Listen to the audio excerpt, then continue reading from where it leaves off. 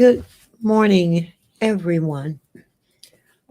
First of all, um, there's some tragic events that are happening in New York and the northeast part of this country with floods and rain and devastation, and there's a lot of catastrophic things going on. So I would hope that everyone would say a prayer for um, those northeastern communities that are experiencing this devastation and catastrophe and even loss of life.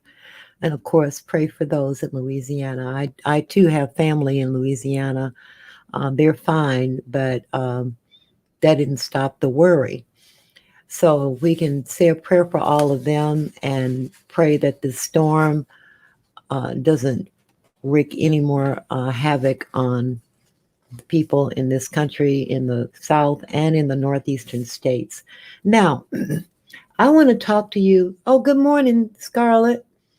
I want to talk to you about another African queen. This is part two of a series I'm doing.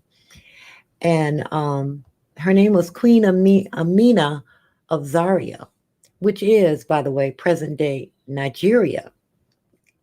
And Amina lived from 1533 to 1610 in pre colonial Nigeria. And she was known as the warrior queen and as a Muslim.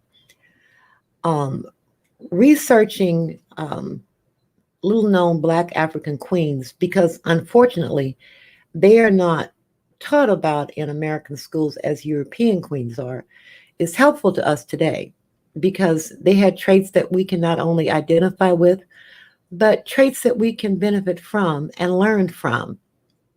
Now, Amina waged a 34-year campaign, which expanded the territory of present day Nigeria. And she waged war in the Hausa, I don't know if I'm saying it right, Hausa lands, and took them all. She is still described as a ruthless warrior. And in the description, there is a YouTube video about her. Hi, Denise. Now, she was the daughter of a king, and she was the first woman to become queen in a male dominated society. She commanded an army of 20,000 men, and she expanded the boundaries of the country to its largest in history, and she continued to fight and expand her kingdom. Now, she was actually a woman who ruled over a patriarchal society. She boosted her country's wealth, and she introduced metal armor and iron helmets to her army. Now, this is interesting. They say she refused to marry for fear of losing power and instead took, quote, temporary husbands from her vanquished foes. Now, Mina is also credited as being the architect of these strong earthen walls around the city, many of which remain in existence to this day, and they are called Amina walls. What I find that she has in common with other African queens is a long rule, 30 something years, tenacity, and a fierce love and defense for her people. As Black women in this country, we are given the example of being docile, despite the fact that in our lives today, many of us don't enjoy the luxury of being docile. So these queens can provide us with examples of strength and determination. It also teaches us that we do not need a man to define us, but rather to have a man to enjoy. And it shows us once again that Black women can lead men even in a patriarchal society, especially since in this country, the survival of Black people in America has been due in large part to us being, as a subculture, a matriarchal society. Now, we have a long history of strength, and she's an example, and we should embrace it.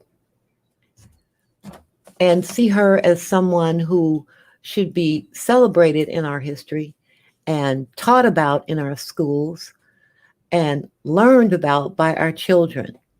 This was a woman who really, indeed, contributed in more ways than one, including defense of her country, waging war.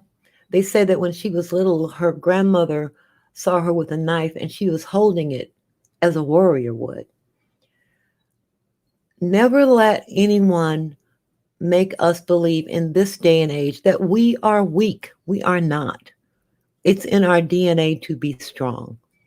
And we need to embrace our history, but also embrace our strength and not hide it. Good morning, Ms. B. So I just wanted to continue this series for you all, and I hope that you enjoy it. And as I say in the description, you can find links to where you can get more information about her. That's a painting of her in the thumbnail, and there is a statue of her in Nigeria, one of the largest countries in Africa, due in large part to her. And that's a painting of her in my avatar. And no one has tried to um, homogenize her features, and I don't mean homogenize to that degree, but I mean change her features to make her give the appearance of another culture. You can see that's a Black woman, and upon learning about her, I really enjoyed it, and it gave me a strong sense of pride. And as you go forward and learn more, I hope you will um, enjoy learning about her and be inspired by her and share this information with people you know. Good morning, Yuma. How are you? So I'm going to let you all go and get started with your day. And again, please, everyone, pray for the people in the northeastern part of this country, the northeastern states, and in the south, because Ida has wreaked havoc upon those, and we need to be in consistent prayer for those parts of the country, especially right now when they're getting everything thrown at them and there is a loss of life. Have a great and beautiful day, everyone.